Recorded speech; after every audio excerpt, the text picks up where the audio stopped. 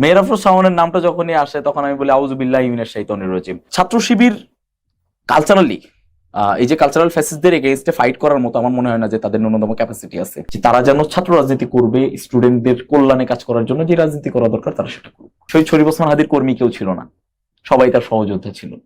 অভিনেত্রী মেহের আফরোজ শাওনের একটা বক্তব্য নিয়ে দেখেছি বিভিন্ন ছাত্র সংগঠনগুলো প্রতিবাদ করেছে।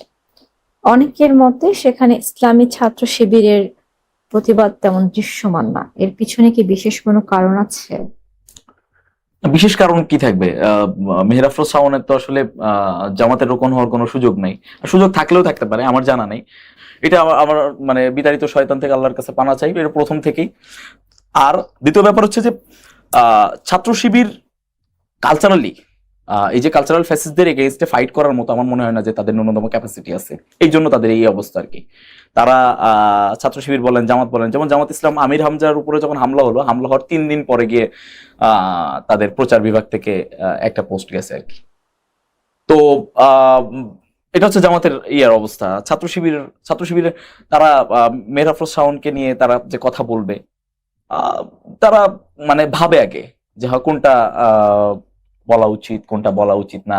মানে আমাদের ছাত্র সংগঠনগুলোর মধ্যে একটা সুশীলতা আছে, কেউ একটা এই ঘটনায় সুশীলতা দেখাচ্ছে, কেউ আরেকটা ঘটনায় সুশীলতা দেখাচ্ছে, চুপ থাকবে। তো এগুলো পস্তাবে এক সময়। এই ছাড়া আর কিছু বলার নাই। ছাত্র শিবিরের একাংশ বিশাল একটা অংশ মানুষ বসে থাকে যে মেহের আফরোজ শাওনের এইটার মানে ইয়াতে প্রতিবাদ কারা করবে, কিন্তু এখন জুলাইয়ের পরে এখন কিন্তু কেউ যে ছাত্র দল কখন প্রতিবাদ করবে, ছাত্র শিবির কখন প্রতিবাদ করবে, ছাত্র অধিকার পরিষদ কখন প্রতিবাদ করবে, এটার জন্য বসে থাকে না। নিজের সোশ্যাল মিডিয়া আছে, নিজেরই আছে, নিজের মতো করে প্রতিবাদ করে। এই জন্য এখন কোটি মানুষ প্রতিবাদ করতেছে, এটা একদিক দিয়ে পজিটিভ। তবে এটা ছাত্র শিবিরের বিশাল একটা গ্যাপ, হয়তোবা তাদের কাছে এটা সিলি ম্যাটার মনে হয়েছে। আমরা যারা কালচারালি বাইবর্ণে, আমরা কালচারাল একটা পরিবেশের সাথে বড় হয়েছে, আমরা জানি কালচারাল ফ্যাসিজম কি জিনিস। আমাদের কাছে ভাই এটা অবশ্যই অ্যাবনর্মাল লাগে এবং আমাদের কাছে সাথে সাথে এটা নিয়ে প্রতিবাদ করতে হবে। এটা আমাদের বলতে পারেন যে এটা এটা আমরা এই বিশ্বাস নিয়ে আমরা বড় হইতে চাই এবং আমরা এই বিশ্বাস নিয়েই থাকি।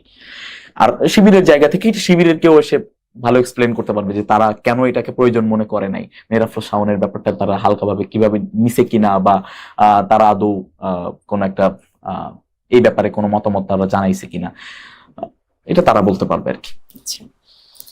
বর্তমানে রাজনীতি নিয়ে তরুণদের মধ্যে যেমন আগ্রহটা বেড়েছে, আবার হতাশাটাও বেড়েছে। এই যে তরুণদের মধ্যে আগ্রহ বাড়া বা হতাশা দুটোই অনুভব করছে, তাহলে আপনি নতুন প্রজন্মকে কি ধরনের রাজনৈতিক সংস্কৃতি গড়ে তোলার জন্য আহ্বান জানাবেন? প্রথমত শোডাউনের রাজনীতি, ব্যানার ফেস্টুন পোস্টারের রাজনীতি। ক্যাম্পাসগুলোতে রাজনীতি হবে, অবশ্যই অবশ্যই ছাত্র রাজনীতি হবে, ছাত্র সংসদ গুলা চালু থাকবে, গণতান্ত্রিক একটা প্রক্রিয়া মধ্যে থাকবে আর কি।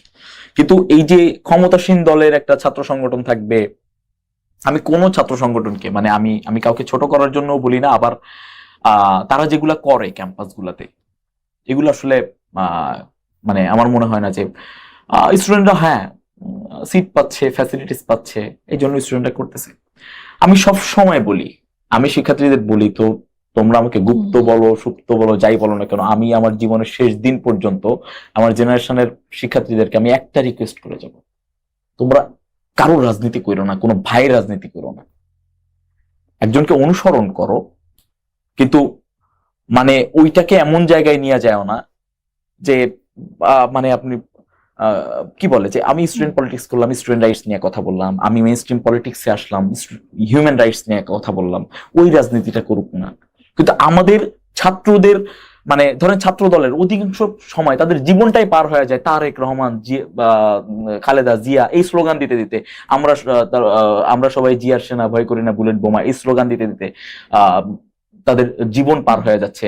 অন্য অন্য ছাত্র সংগঠনের তাদের এই ব্যাপারটা অ্যাকচুয়ালি এই ধরেন যে মানে আওয়ামী নিষিদ্ধের বা আওয়ামী লীগের এগেনস্টে একটা আন্দোলন ডাকছে ছাত্রদল, টোটাল জায়গাতে তাদের একটা ইয়া যে কে বলে রে জিয়া নাই, জিয়া সারা বাংলায়, বা এই ধরনের স্লোগান দিচ্ছে, বা শিবিরও তাদের ধর্মীয় স্লোগান দিচ্ছে আর কি। অ্যাকচুয়াল যে থিম নিয়ে নামে, জেনারেল স্টুডেন্টরা যদি কেউ প্রোটেস্ট করে, তারা যে থিম নিয়ে নামে প্রথম থেকে শেষ পর্যন্ত তাদের স্লোগান, তাদের কথাবার্তা, আচার আচরণ এগুলাই থাকে। ধরেন একজন আপনি ছাত্র দলের একজনকে আপনি একটা প্রোটেস্ট করতে আসলো, সে 5 মিনিট বক্তব্য রাখলো মিডিয়ার সামনে, সে 3 মিনিট আগে বলে যে শহীদ রাষ্ট্রপতি জিয়াউর রহমানের স্ত্রী বেগম খালেদা জিয়ার সুযোগ্য পুত্র তারেক রহমানের মেয়ে জাইমা রহমানের এই মানে এইগুলা বলতে বলতে তার 3 মিনিট চলে যায়, বাকি 2 মিনিট সে বলার চেষ্টা করে যে এইটা। আমি ছাত্রদল জুলাইয়ের পক্ষের একটা সংগঠন, ছাত্র শিবির, ছাত্র অধিকার পরিষদ, সবাই একটা অনুরোধ জানাবো যে স্টুডেন্টদেরকে ওই জায়গায়, আমি এখন পর্যন্ত দেখি আমার ক্যাম্পাসে যে কিছুদিন আগে দেখলাম যে 73 ব্যাচের না 72 ব্যাচের একটা শিক্ষার্থী, সে তার গ্রুপে, ইন্টারনাল গ্রুপে মেসেজ দিছে যে কে ছাত্র দল করবা আমাকে জানাও, ছাত্র দল করলে তাড়াতাড়ি সিট পাওয়ার একটা সম্ভাবনা আছে, বড় ভাইদের সাথে আমার এই ব্যাপারে কথা হয়েছে। কেউ কেউ যাবে ওখানে ছাত্র দল করতে, তার সিট দরকার।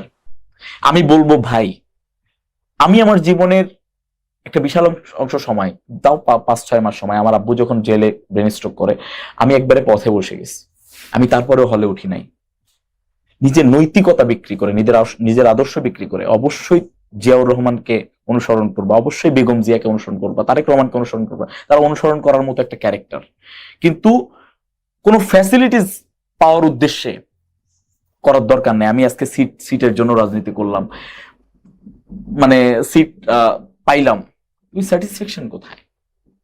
তো এই জিনিসটা যখন আমার জেনারেশনের স্টুডেন্টরা বুঝতে পারবে, ওইটা সব থেকে বড় সফলতা। আমি বলবো যে মানে শোডাউনের রাজনীতি, এই উমুক ভাইয়ের পিছনে তুমি ঘুরতেছো, আবার তোমার পিছনে 2 জন ঘুরতেছে, তার পিছনে আবার একজন ঘুরতেছে, এই চেইন অফ কমান্ডের দরকার নেই। আমার হোল লাইফে, আমার 2 বছর 2.5 বছরের রাজনৈতিক ক্যারিয়ার, এই লাইফে আমার কোনো কর্মী নাই, সব আমার সহযোদ্ধা। হাজার হাজার সহযোদ্ধা আছে, আমার লাখ লাখ সহযোদ্ধা আছে, তা আমার একজনও কর্মী নাই, এটা কেউ বলতে পারবে না। আমার স্যাটিসফ্যাকশন, কেউ আমার কর্মী না হোক। শহীদ শরীফ ওসমান হাদির কর্মী কেউ ছিল না, সবাই তার সহযোদ্ধা ছিল। তো কারোর কর্মী হওয়ার দরকার নেই, সবাই সহযোদ্ধা হিসেবে কাজ করে। আমি ওইটাই বলবো আমি আমার জেনারেশনের স্টুডেন্টকে। এখন তারা আজকে বুঝবে না কালকে বুঝবে, এটা তাদের ব্যাপার। আমি আমার লাইফে সাফার করছি, ওই সাফার করার জায়গা থেকে আমি তাদেরকে অনুরোধ করে যাচ্ছি আর কি, যে তারা যেন ছাত্র রাজনীতি করবে, স্টুডেন্টদের কল্যাণে কাজ করার জন্য যে রাজনীতি করা দরকার তারা সেটা করুক। অবশ্যই ছাত্র রাজনীতি করতে হবে। ক্যাম্পাসের টাইম 9টা থেকে 5টা, এই জন্য 8টায় 50-এ ক্যাম্পাসে ঢুকে 5টায় 10-এ ক্যাম্পাস থেকে বের হয়ে যাওয়ার কোনো দরকার নেই। ক্যাম্পাসটাকে এনজয় করুক, ছাত্র রাজনীতি করুক, স্টুডেন্ট রাইটস নিয়ে কাজ করুক, কিন্তু কোনো ভাইয়ের ছত্র ছায়া না, নিজস্ব একটা গন্ডি তৈরি করুক, যেখানে আরো কিছু সহযোদ্ধা থাকবে, সবাই মিলে একসাথে অধিকার ভিত্তিক কাজ করবে।